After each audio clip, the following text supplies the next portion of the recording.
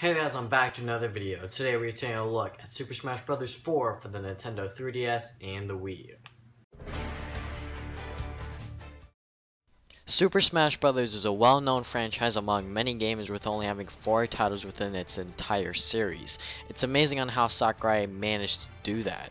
Super Smash Bros. 4 was announced during an E3 conference of 2013 through a Nintendo Direct. It looked like this Direct was coming to a close, but Nintendo fans were blown away by the first Super Smash Bros. Trailer. This first trailer showed clips from the Wii U and 3DS version alongside 2 newcomers, Villager and Mega Man. Mega Man was a real surprise for many, including myself. Even though he was the #1 character I wanted in Super Smash Bros. 4, I honestly didn't expect Capcom to give Nintendo the approval. After this first trailer, the hype train for Smash Bros. Began, with many Nintendo Directs coming along revealing small pieces of new characters.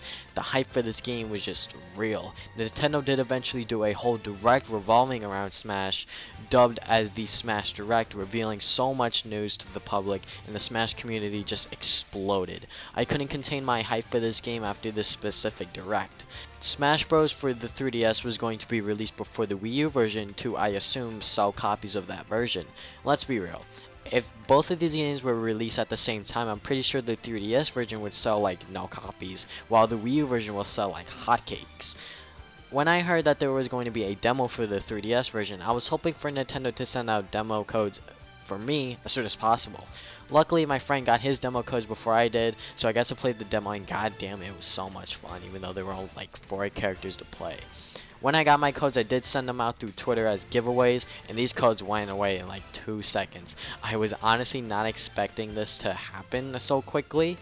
I was honestly surprised by this. After the 3DS version was released, but before the Wii U version was released, they made a 50-fact extravaganza about the Wii U version, like 8-player Smash and Smash Tour. Super Smash Bros. In terms of gameplay has never really changed since its days on the N64. You choose a character from the enormous roster this time around, and you try to knock your opponent off the stage.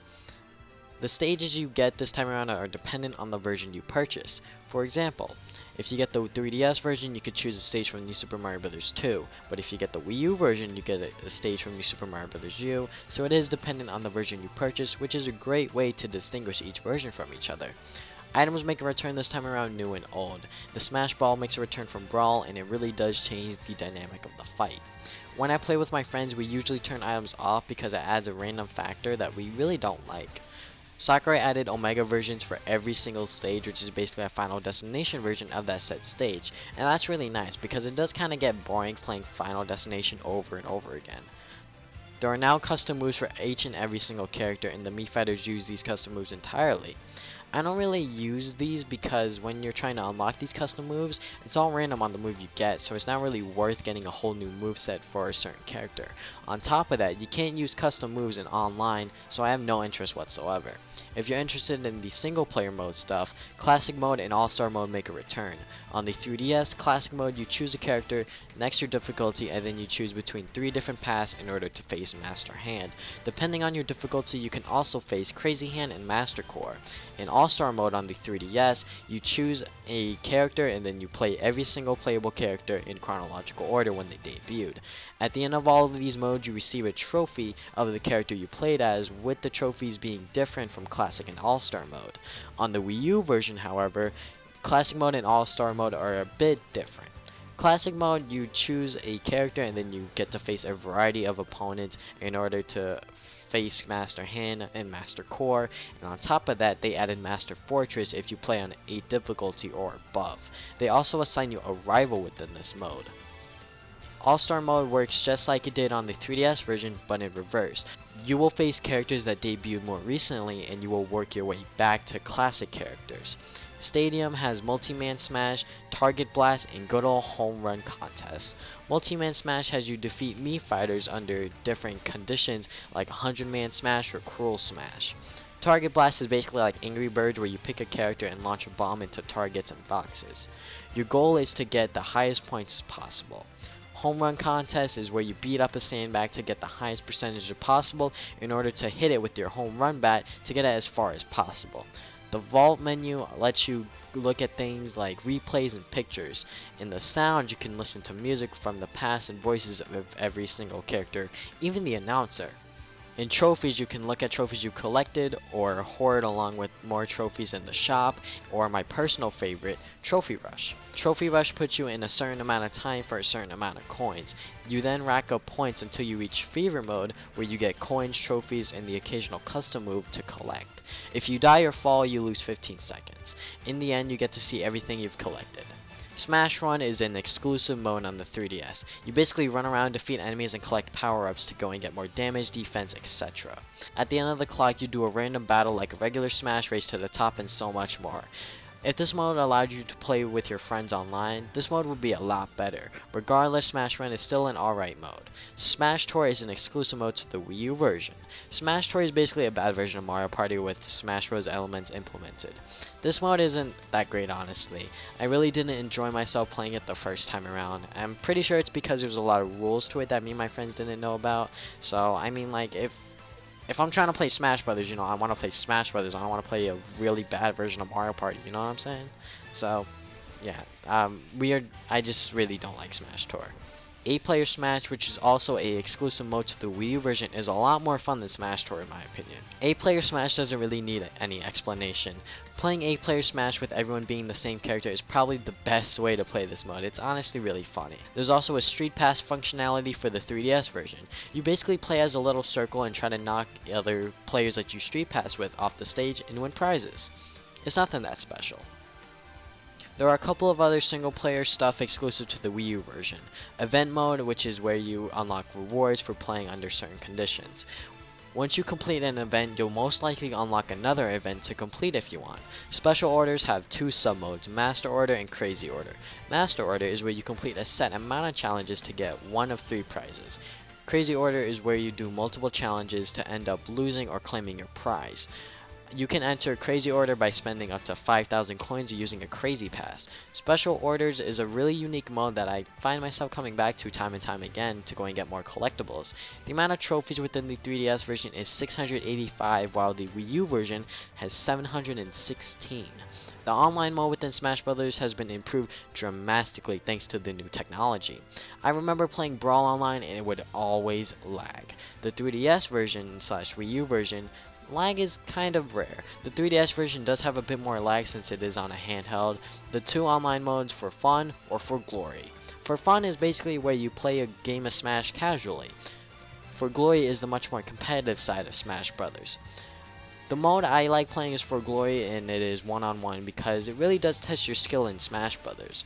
The online mode in general is still pretty good. And now, let's get into the amiibos. Amiibos are basically training partners for you in Smash Brothers. They level up the more you play with them, and they max at level 50. They do end up beating you at higher levels once you train them hard enough, and from what I've heard, these amiibos get a lot tougher once you hit level 50. Since some amiibos are much more rare than others, amiibos have become sort of a collectible, which is what I see them as among many Nintendo fans. Collectibles are physical DLC. I personally see these as collectibles first, and then physical DLC as later, because the DLC portion of these amiibos are kind of not exactly amazing. I mean, like I said, it's kind of like DLC, you know. You don't necessarily need these amiibos to play Smash Brothers.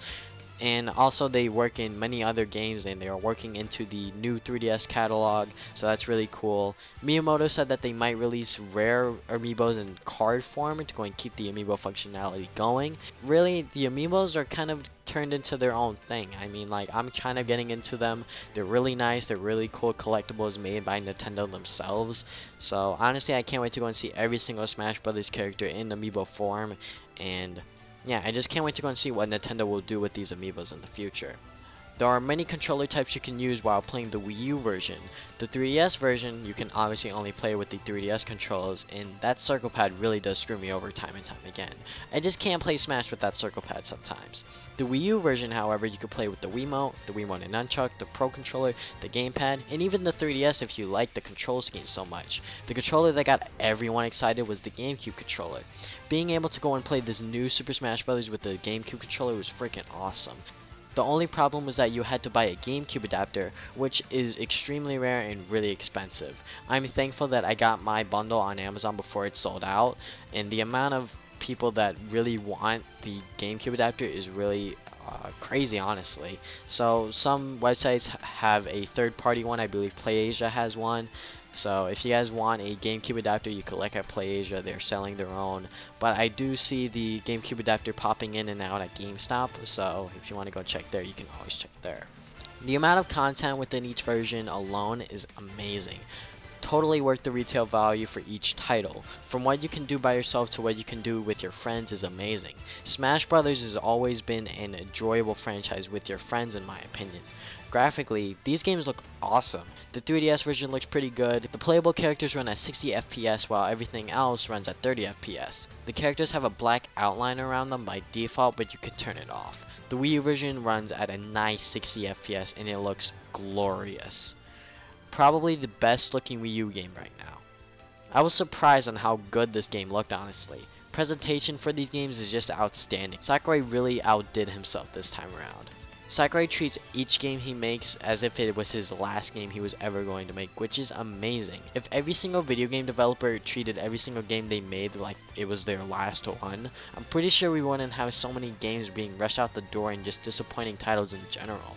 Sakurai said that this is his last Super Smash Bros. Game he makes, and if the series goes on, it probably won't go on without him. But then again, he did intend Melee and Brawl to be his last Smash Bros. Game, so we really don't know what Sakurai is going to do in the future in terms of Super Smash Bros. With Mewtwo coming out as DLC in the future, I'm glad that they're finally letting him into the roster.